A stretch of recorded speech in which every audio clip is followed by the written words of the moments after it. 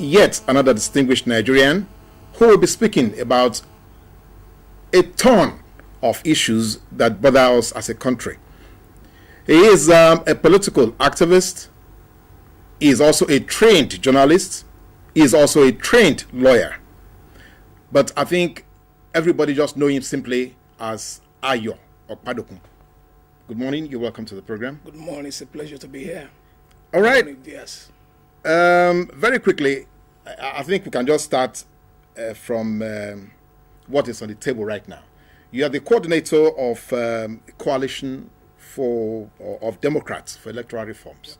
And recently you made a statement in which you said that the INEC, under the present leadership of Professor Jega, if certain things are not done, we'll be heading into some troubled waters. Now, the question would be, what are these disasters that are looming in the skyline, and what can we do to avert or to revert or to correct? Thank you very much. Let me presage my position with this understanding. The Coalition of Democrats for Electoral Reform, CODA, has only one objective, very, very sole objective, ensuring that every vote counts.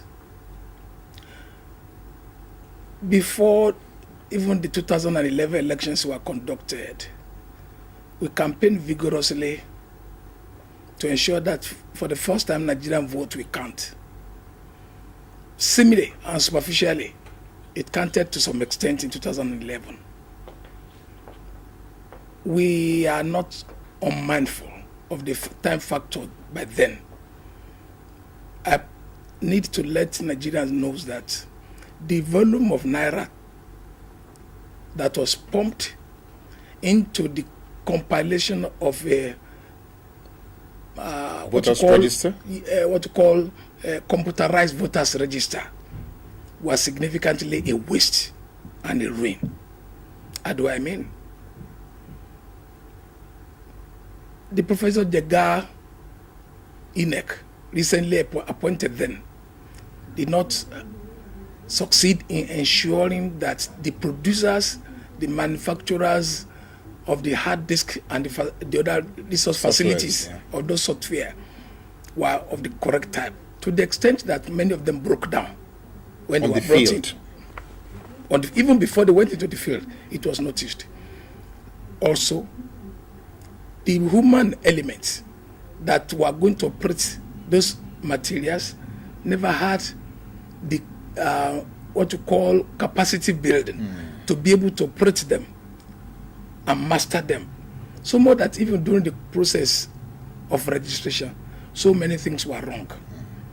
But a most important thing that exercise did not do under Jega was that there is a program called Automatic Fingerprint Identification Scheme.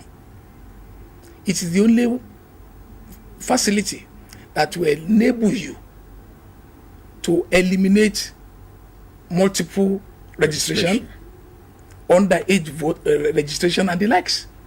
It was only in Cross River State that exercise was done. Because when we collect the registration that was done at each polling unit or registration centers, you take them to the ward. Yeah. They are supposed to be programmed to have a unique program, an identity for that ward. Ward to local government to the state. It was only Cross River State that achieved that. The others never did that.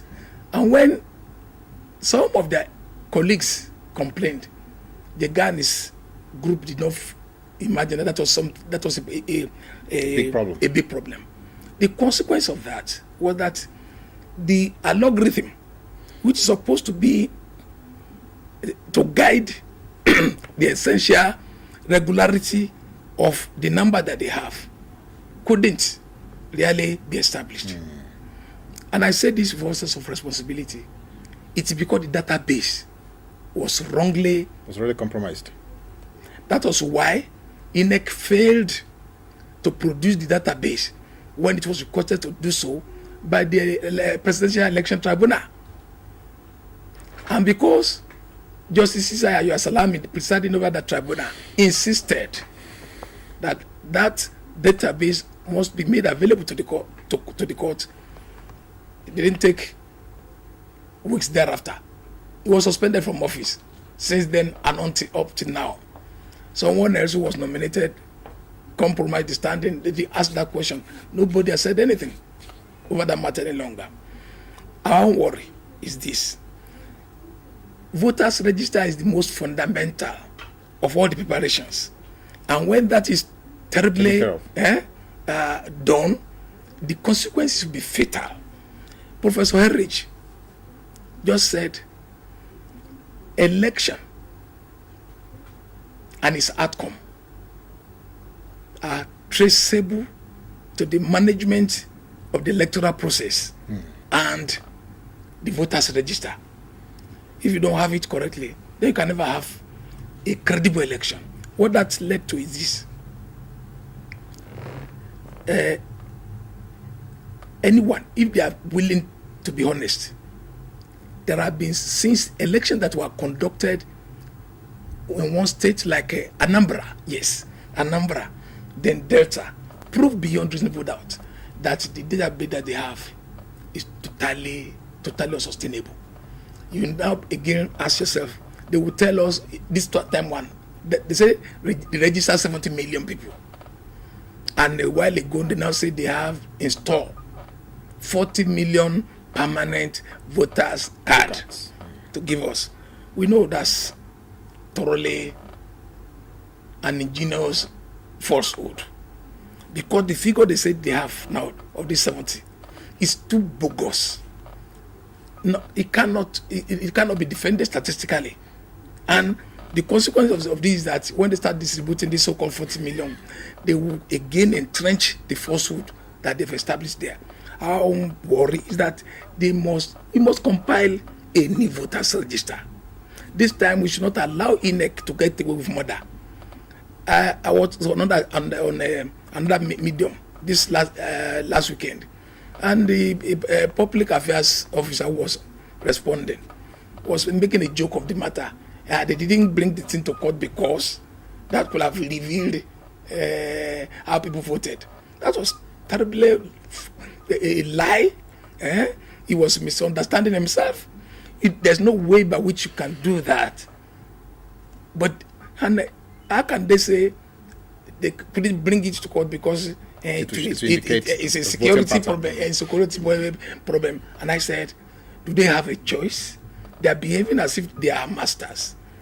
They are paid from our taxes, so they cannot be our masters. They cannot feign superiority over us. So we ask them to do what their offices expect from them to do. Well.